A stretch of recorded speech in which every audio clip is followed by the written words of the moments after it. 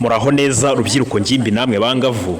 Nk'uko bisanzwe twiyemeje kujya tubagezaho amakuru ya nyayo ajyanye n'ubuzima bw'imyororokere kugira mubashe gusobanukirwa.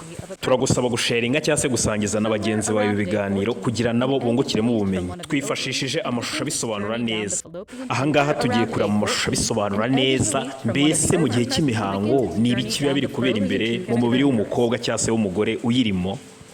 Ukwezi k'umugore gutangirana n'imihango. Imihango ije iramanuka ikagenda, umuro ugahita ugabanuka kuko ibyari byagenewe gufasha umwana uzakura biba bitageze ku ntego yabyo. Ku mpande z'inkondo y'umura hari amagi cyangwa se udusabo tubiri twitwa ovary dusohora igi buri kwezi.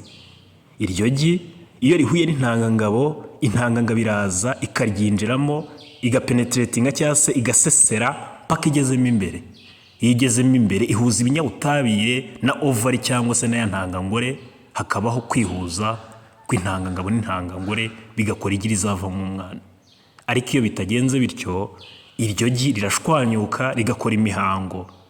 Iyo mihango isohokana n'ibyari bigenwe byose kuzafasha rya gi rizakura rikavamo umwana, nabyo birashwanyuka bigasohokana n'iyo mihango.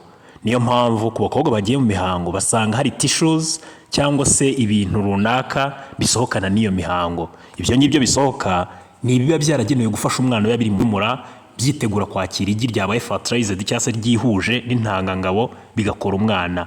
Nkuko nabibabwiye, iyo ntego itagezweho, iyo umukobwa adakoze imibonano mpuzabitsina ngo intangangabo n'intangangore bihure, iryo gi ndetse n'ibyo byose byaba byiteguye gufasha umwana gukura bivamo imihango cyangwa se amaraso aza mu gihe cy'imihango. Turabashimiye cyane.